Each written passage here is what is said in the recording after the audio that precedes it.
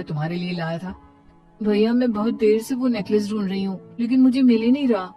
क्या तुमने नेकलेस खो दिया? तुम्हें पता भी है वो कितना महंगा था?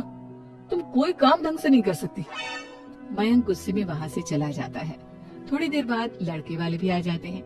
वो दोनों बहनों को पसंद कर लेते हैं और रिश्ता पक्का हो जाता है।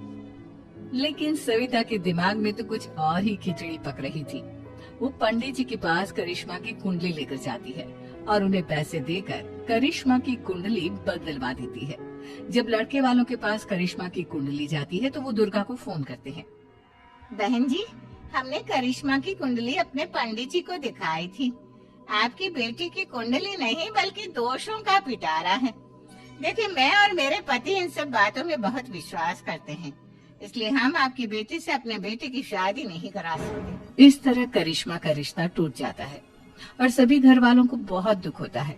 अब कविता सोचती है, चलो करिश्मा का तो रिश्ता टूट गया, अब रेशमा का भी रिश्ता तोड़ना है। क्या करूं क्या करूं?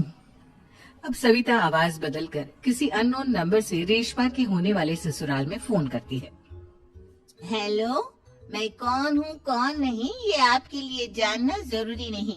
बस इतना सुन लो कि रेशमा का 2 साल से किसी के साथ अफेयर चल रहा है। बस रेशमा का रिश्ता तोड़वाने के लिए सविता का इतना कहना काफी था। अब रेशमा का भी रिश्ता टूट गया। मयंक और दुर्गा देवी ने रेशमा को खूब खरी खोटी सुनाई और उससे बार बार उस लड़के के बारे में पूछने लगे। आप दोनों मुझे क्यों परेशान कर रहे हो? अरे कोई लड़का होगा मेरी लाइफ में तो मैं बताऊंगी ना। जब कोई है ही नहीं तो कहाँ से लाऊं मैं कोई लड़का?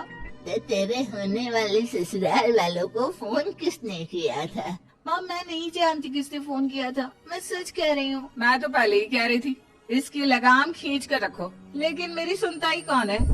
आप चुप रहिए भाभी, ये सब आपका ही किया धरा है। अब तीनों बहनों को विश्वास हो जाता है कि ये सब उनकी भाभी ही कर रही है। तीनों बहनें अपनी भाभी को सबक सिखाने के लिए एक वकील कर लेती हैं और घर में हिस्सा मांगा। देखो भैया, माँ बाप की जायदाद में जितना बेटों का हक होता है उतना ही बेटियों का, इसलिए इस घर के 4 हिस्से होंगे और हमें अपना हिस्सा चाहिए। मैंने तुम्हारे लिए क्या क्या नहीं किया और तुम इस घर में हिस्सा मांग रही हो?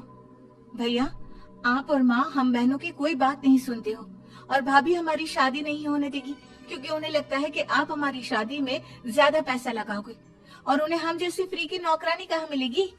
तो हम भाभी के साथ तो रह नहीं सकते, हम बहनों को अपना हिस्सा चाहिए। अरे तुम्हें शर्म आनी चाहिए अपनी भाभी पर ऐसा इल्जाम लगाते हुए। वो तुम्हारे बारे में कितना सोचती है। हाँ माँ, भाभी हमारे बारे में बहुत सोचती है। दिन रात बस यही सोचती रहती है कि किस तरह से अपनी तीनों ननदों को परेशान करूं और कभी मुझे पढ़ने भी नहीं देती। दोनों बहनों का रिश्ता भी तो इन्होंने ही तोड़वाया है और रात में हमारे कमरे में आकर हमारी चीजें भी चुराती है। इसी तरह सविता की तीनों ननदें अपनी बात पर अड़ी रही। अब कोर्ट में तारीख भी शुरू हो गई। जब सविता को लगा कि उसकी तीनों ननद इतनी आसानी से नहीं मानने वाली, तो उसने अपने पति और सास को सारी सच्चाई बता दी और अपनी तीनों ननद से माफी मांगी।